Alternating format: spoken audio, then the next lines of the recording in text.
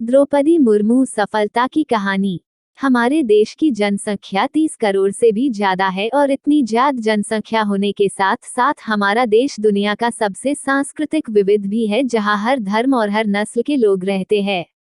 देश में इतनी ज्यादा विविधता होने के बावजूद हमारे देश के संविधान में स्थिति की समानता और अवसर की बात कही गई है, लेकिन सही मायने में समानता तभी स्टैब्लिश हो पाएगी जब मुख्य धारा से कटे हुए लोगों को भी देश के प्रशासन और सरकार की महत्वपूर्ण पोस्ट के लिए अपॉइंटमेंट किया जाएगा। और 2022 प्रेसिडेंशियल इलेक्शन में हमें बिल्कुल ऐसी ही क्वालिटी देखने को मिली। ऐसी क्वालिटी ना सिर्फ हमारे लिए गर्व का विषय है, बल्कि दुनिया के सभी डेमोक्रेटिक कंट्री के लिए यह प्रेरणा का एक स्रोत भी बन सकता है। और बिल्कुल इसी वजह से आज हम आपको हमारे देश के प्रेसिडेंट बनने वाली द्रौपदी मुर्मू की लाइफ और सक्सेस और पॉलिटिकल करियर के बारे में बताएंगे। द्रौपदी मुर्मू का जन्म 20 जून 1958 को ओडिशा के मयूरभंज जिले के बेदापोसी गांव में एक जनजातीय परिवार में हुआ था। इनके पिता और दादा दोनों पंचायती राज सिस्टम की पॉलिटिक्स से जुड़े हुए थे। अपनी प्राइमरी और सेकेंडरी एजुकेशन कंप्लीट करने के बाद एक स्कूल टीचर के रूप में सबसे पहले इन्होंने अपनी टीचिंग करियर की शुरुआत करी और इसी दौरान ओडिशा के रायपुर में स्थित श्री अरबिंदो इंस्टीट्यूट में इन्होंने असिस्टेंट प्रोफेसर के रूप में काम किया। इसके अलावा इन्होंने गवर्नमेंट ऑफ ओडिशा के इरिगेशन डिपार्टमेंट में जूनियर असिस्टेंट के रूप में भी काम किया और इसके बाद पॉलिटिक्स में इनकी एंट्री हुई। 1997 में इन्होंने भारतीय जनता पार्टी को ज्वाइन किया और रायपुर नगर पंचायत से काउंसलर के पोस्ट के लिए इलेक्शन लड़ी, जहां से इन्हें इलेक्ट भी कर दिया गया और अगले 2 सालों तक मुर्मू ने उसी पंचायत की चेयरपर्सन के रूप में जिम्मेदारी संभाली। पॉलिटिक्स में इनकी एक्टिवनेस को देखते हुए इन्हें बीजेपी की अनुसूचित जनजातीय मोर्चा का नेशनल वॉइस प्रेसिडेंट बना दिया गया। साल 2000 के उड़ीसा असेंबली इलेक्शन में एमएलए के पद के लिए खड़े होकर अपने पॉलिटिकल करियर को एक कदम और आगे बढ़ाया और रायपुर असेंबली कॉन्स्टिट्यूएंसी से एमएलए के रूप में इन्हें इलेक्ट कर दिया गया।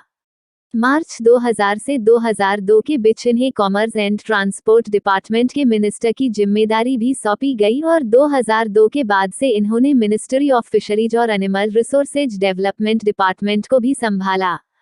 लेजिस्लेटिव असेंबली के मेंबर के रूप में अपने कार्यकाल के दौरान मुर्मू के कामों को देखते हुए इन्हें Neelkanth award for best MLA से भी नवाजा गया।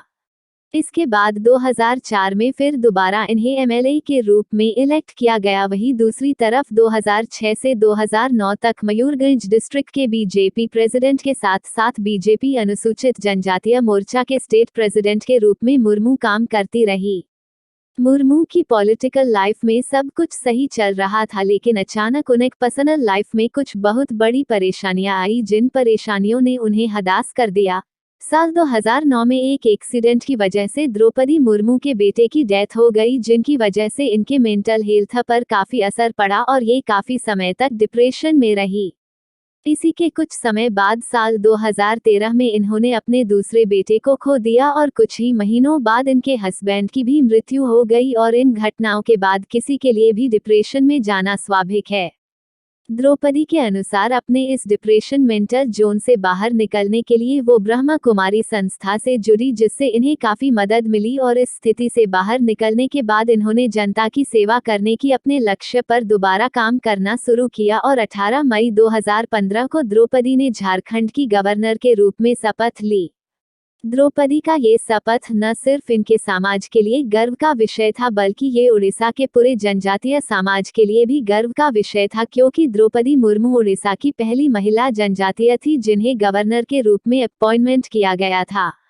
इसके साथ ही मुर्मू झारखंड के गवर्नर के रूप में जिम्मेदारी संभालने वाली भी पहली महिला थी। इस तरीके से गवर्नर के रूप में इनका शपथ लेना महिलाओं के लिए भी गर्व का विषय बना।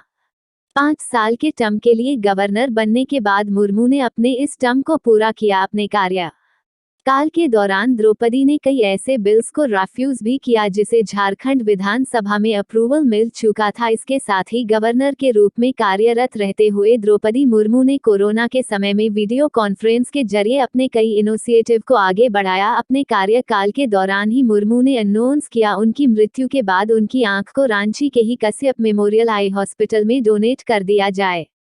और फिर द्रौपदी मुर्मू की डिप्लोमेटिक वर्क एथिक्स और विशनरी गोल्स को देखते हुए इन्हें प्रेसिडेंट ऑफ इंडिया 2022 के इलेक्शन के लिए एनडीए की ओर से नॉमिनेट किया गया। मतलब अब ये कहने में कोई शक नहीं है कि द्रौपदी मुर्मू हमारे देश के अगली प्रेसिडेंट होंगी और देश के सबसे बड़े पद की जिम्मेदारी संभालने वाली वो पहली जनजातीय महिला भी होंगी। खैर, इससे पहले भी 2012 के प्रेसिडेंटल इलेक्शन में अनुसूचित जनजातीय कम्युनिटी से ही बिलोंग करने वाले पुरनो अगीतोक संगमा को प्रेसिडेंट पद के लिए नॉमिनेट किया गया था, लेकिन उनका नॉमिनेशन सत्ताधारी पक्ष की तरफ से नहीं था, इसलिए उन्हें हार का सामना करना पड़ा। द्रौपदी मुर्मू का भारत के प्रेसिडेंट के रूप में इलेक्ट किया जाना भारत में मौजूद समानता की व्यवस्था का अब तक का सबसे बड़ा सबूत है। देश के सबसे बड़े पद तक जनजातीय कम्युनिटी की एक महिला का पहुंचना न सिर्फ जनजातीय कम्युनिटी को बल्कि महिलाओं को भी स्ट्रगल के इस दौर से गुजरने के लिए प्रेरित करेगा। दोस्तों, ये थी हमारे देश की प्रेसिडेंट द्रौपदी मुर्मू की कहानी। उम्मीद करता हूँ कि उनकी ये कहानी आपको पसंद आई होंगी और अपने दोस्तों के साथ शेयर जरूर कीजिएगा ताकि वो भी द्रौपदी मुर्मू की महानता से प्रेरित हो सके। यदि ये कहानी आपको पसंद आई हो तो अपने दोस्तों और अन्य लोगों के साथ शेयर जरूर करिएगा।